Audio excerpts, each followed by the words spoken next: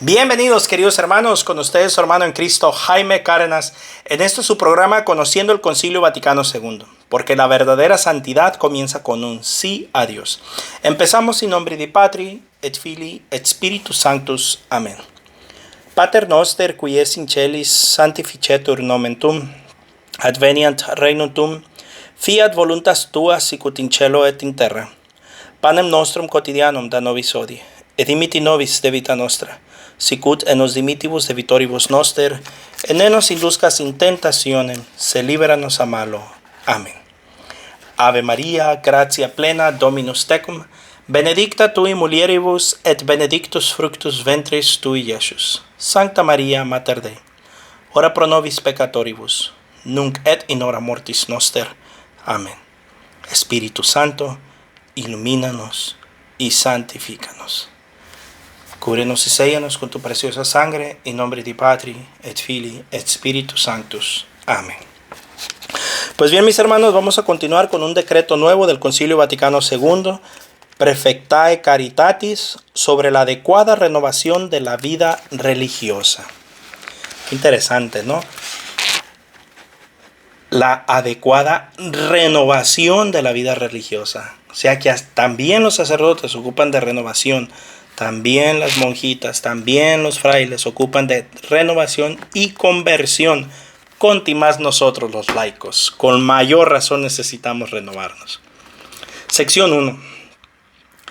El Sagrado Concilio, después de manifestar en la Constitución Lumen Gentium que el seguir la caridad perfecta por los consejos evangélicos procede de la doctrina y de los ejemplos del Divino Maestro, y que aparece como señal gloriosa del reino de los cielos, ahora se propone tratar de la vida y disciplina de los institutos, cuyos miembros profesan la castidad, la pobreza y la obediencia, y salir al paso de sus necesidades, como aconsejan los tiempos en que vivimos. Desde los principios de la Iglesia hubo hombres y mujeres que se propusieron seguir a Cristo con mayor libertad en la práctica de los consejos evangélicos e imitarlo más de cerca. Y cada uno a su manera llevó una vida consagrada a Dios, muchos de los cuales por inspiración del Espíritu Santo o vivieron en la soledad o fundaron familias religiosas que la Iglesia recibió y aprobó gustosa con autoridad. De aquí, por disposición divina, surgió una admirable variedad de grupos religiosos que contribuyó mucho a que la Iglesia no solo esté dispuesta para toda obra buena, 2 de Timoteo 3:17, y preparada para la obra del ministerio para la edificación del cuerpo de Cristo, sino que también aparezca adornada con la variedad de los dones de sus hijos, como una esposa ataviada para su esposo, y por ella se conozca la multiforme sabiduría de Dios. En tan grande variedad de dones, todos cuantos son llamados por Dios a la práctica de los consejos evangélicos y la profesan fielmente, se entregan de una manera peculiar al Señor, siguiendo a Cristo, que virgen y pobre, redimió y santificó a los hombres por la obediencia hasta la muerte de cruz, impulsados así por la caridad que el Espíritu Santo difunde en sus corazones. Viven cada vez más para Cristo y para su cuerpo, que es la Iglesia. Cuanto más fervientemente se unen a Cristo por su entrega personal durante toda la vida, todo más se desarrolla la vida de la Iglesia y más vigorosamente se fecunda su apostolado.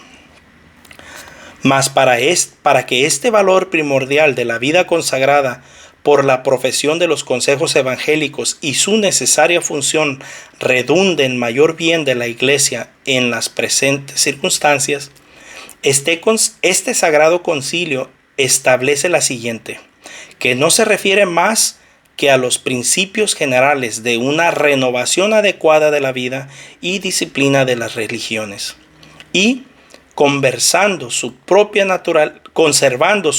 naturaleza de las sociedades de vida común sin votos y de los institutos seculares, las normas particulares para la oportuna exposición y aplicación de los mismos las establecerá después del concilio la autoridad competente. La renovación abarca la vuelta a las fuentes y la adaptación a las condiciones actuales. Sección 2. La renovación adecuada de la vida religiosa abarca a un tiempo, por una parte, la vuelta a las fuentes de toda la vida cristiana y a la primitiva inspiración de los institutos, y por otra, una adaptación de los mismos a las cambiadas condiciones de los tiempos. Renovación que hay que promover bajo el impulso del Espíritu Santo y la dirección de la Iglesia a tenor de los principios siguientes. A.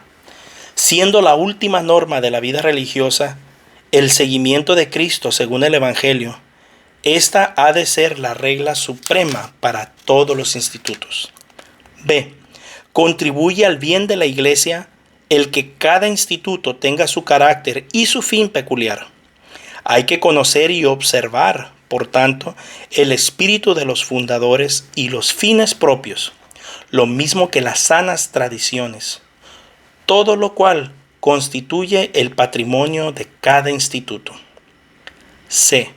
Participen todos los institutos de la vida de la Iglesia y hagan suyos y fomenten con todas sus fuerzas, según su propio carácter, los proyectos y propósitos de la misma, como en materia bíblica, litúrgica, dogmática pastoral, ecuménica, misional, social. D. Promuevan los institutos entre sus miembros el conocimiento debido sobre las condiciones de los hombres y de los tiempos, sobre las necesidades de la Iglesia, de suerte que, enjuiciando sabiamente a la luz de la fe las circunstancias del mundo de hoy y llenos de celo apostólico, puedan ayudar más eficazmente a los hombres. Ordenándose ante todo la vida religiosa a que sus miembros sigan a Cristo y se unan a Dios por la práctica de los consejos evangélicos. Hay que pensar seriamente que las mejores adaptaciones a las necesidades presentes no surtirán efecto, sino se vivifican con una renovación espiritual a la que siempre hay que atribuir la fuerza principal en la ejecución de las obras externas. Criterios prácticos para la renovación. Sección 3. El modo de vivir, de orar y de trabajar ha de estar convenientemente acomodado a las actuales condiciones físicas y psíquicas de los miembros, y según lo requiera el carácter de cada instituto, con las necesidades del apostolado, con las exigencias de la cultura y con las circunstancias sociales y económicas. En todas partes, pero sobre todo en las misiones, el régimen de los institutos ha de revivarse también a la luz de estos mismos criterios. Por lo cual hay que revisar adecuadamente las constituciones, directorios, libros de costumbre, de preces, de ceremonias y otros semejantes, y adaptarse a los documentos de este Sagrado Concilio, suprimiendo todo lo anticuado. Adaptarnos a este Sagrado Concilio, algo que a los tradicionalistas les cuesta mucho. No sean desobedientes. Esto es lo que la Iglesia instituye. Y si la Iglesia nos ha dado este concilio, el cual debemos regirnos, les guste o no, a ellos se les dio la llave del reino de los cielos, a ellos se les dio la autoridad para atar y desatar, así que a ti y a mí solo nos resta y nos basta obedecer. Porque la única cosa que Satanás no puede imitar es la obediencia. Y nosotros debemos de ser obedientes a la Iglesia. Ahora, si la Iglesia en este concilio nos dice que debemos de ser adúlteros, borrachos, pecadores, bueno, pues ahí es otra cosa. Pero yo hasta ahorita todo lo que he leído, pequeñas cositas son en las que sí, dice uno, quizás pudiera haberlo explicado mejor. Pero fuera de ahí la mayoría está bien escrito. Yo no entiendo cuál es el pleito que le echan a este concilio. ¿Quiénes han de llevar a cabo la renovación? Sección 4. Una eficaz renovación y una correcta adaptación solo pueden obtenerse con la colaboración de todos los miembros del instituto. El establecer las normas de la renovación adecuada Dictar leyes y dar lugar a las experiencias suficientes y prudentes pertenece tan solo a las autoridades competentes, o sea, la Iglesia, sobre todo a los capítulos generales, salva en cuanto sea precisa la aprobación de la Santa Sede o de los ordinarios del lugar. Según el derecho, más los superiores, en lo que atañe a la orientación de todo el instituto, deben consultar y oír convenientemente a sus hermanos. Para la renovación adecuada de los monasterios de monjas, se podrán recabar también los votos y presupuestos de los consejos de las federaciones y de las otras asambleas legítimamente convocadas. Pero piensen todos que la esperanza de la renovación hay que ponerla preferentemente en la observancia más fiel de las constituciones que en la multiplicación de leyes. Elementos comunes a todas las formas de la vida religiosa. Sección 5. Piensen los miembros de cualquier instituto que por la profesión de los consejos evangélicos respondieron a la vocación divina, de tal modo que vivan para Dios, no solo muertos al pecado, sino también renunciando al mundo, una cierta consagración peculiar que se funda íntimamente en la consagración del bautismo y la expresa de su plenitud. Pero como esta donación de sí mismo ha sido aceptada por la Iglesia, sepan que también ha quedado entregados a su servicio. Este servicio de Dios debe urgir en ellos la práctica de las virtudes, sobre todo de la humildad, de la obediencia, de la fortaleza y de la castidad, con que se hacen partícipes del anonadamiento de Cristo y el espíritu de su vida. Los religiosos, pues, fieles a su profesión, dejándolo todo por Cristo, síganlo a Él como la única cosa necesaria, oyendo sus palabras, solícitos de los intereses de Cristo, por lo cual los miembros de cualquier instituto, buscando ante todo y únicamente a Dios, deben unir la contemplación por la que se adhieren a Él con la mente y el corazón, con el amor apostólico que los impulse a asociarse a la obra de la redención y a extender el reino de Dios. Ante todo, han de cultivar la vida espiritual. Sección 6. Los que procesan los consejos evangélicos busquen y amen sobre todas las cosas de Dios, que nos amó primero, busquen y amen sobre todas las cosas a Dios por sobre todas las cosas, que nos amó primero, y procuren fomentar en todas las circunstancias la vida escondida con Cristo en Dios, de donde dimana y se estimula el amor del prójimo para la salvación del mundo y edificación de la Iglesia.